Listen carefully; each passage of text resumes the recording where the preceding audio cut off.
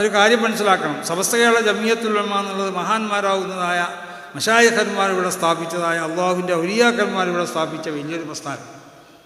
ഈ പ്രസ്ഥാനത്തിന് താഴ്ത്താൻ വേണ്ടി ആര് ശ്രമിച്ചാലും അത് ഒരു കാലത്തും ഇതിനെ താഴ്ത്താൻ സാധ്യമല്ല എന്ന് ഈ അവസരത്തിൽ ഈ ജനങ്ങളെ സാക്ഷി നിർത്തിക്കൊണ്ട് ഞങ്ങൾ പറയണം.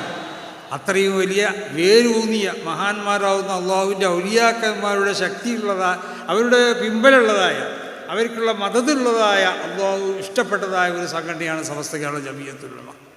അപ്പോൾ അതുകൊണ്ട് സമസ്തനോട് ആരും കളിക്കാൻ നിൽക്കണ്ട, ആരും കളിക്കണ്ട.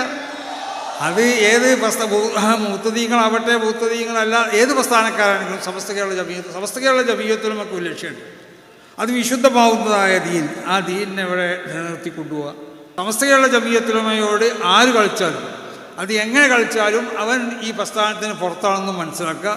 അല്ലെങ്കിൽ അത് അവർക്കുള്ളതായ പുറത്തായവർ കളിച്ചാൽ അത് അവർക്കുള്ള നാശമാണെന്നും മനസ്സിലാക്കണം എന്ന് എല്ലാവരെയും ഓർമ്മപ്പെടുത്തിക്കൊണ്ടിട്ട് മഹാനാവുന്ന ശൈഖുന ശംസുലുലമായ ഖദ്ദസല്ലാഹു സിറഹുൽ അസീസ് വരക്കൽ മുല്ലക്കായ തങ്ങൾ മുതൽ ഈ പ്രസ്ഥാനത്തിൽ നയിച്ച മഹാന്മാരാവുന്നതായ നമ്മുടെ മശായിഖന്മാർ, അങ്ങനെ നമ്മളെ കയ്യിലെഴുതിച്ച മഹത്തുക്കൾ, ഇന്നലെ വരെ നമുക്ക് നൽകിയ സമസ്ത കേരള ജംഇയ്യത്തുൽ ഉലമയുടെ എല്ലാ നേതാക്കന്മാർ, അവരൊക്കെ കാണിച്ചു തന്ന ഈ മാർഗത്തിൽ കൂടി ജീവിച്ച്, അതിൽ കൂടി ജീവിച്ച് മരണപ്പെട്ടു പോകണം. നമുക്ക് ഈമാനോടുകൂടെ മരിച്ചു പോകണം, സ്വർഗത്തിൽ പോലെ പോയിപ്പിച്ചു. അതിൻ്റെ അല്ലാഹു സുബ്ഹാനഹു വ തആല തൗഫീഖ് ചെയ്യട്ടെ എന്ന് പ്രത്യേക ദുആ ചെയ്തുകൊണ്ട്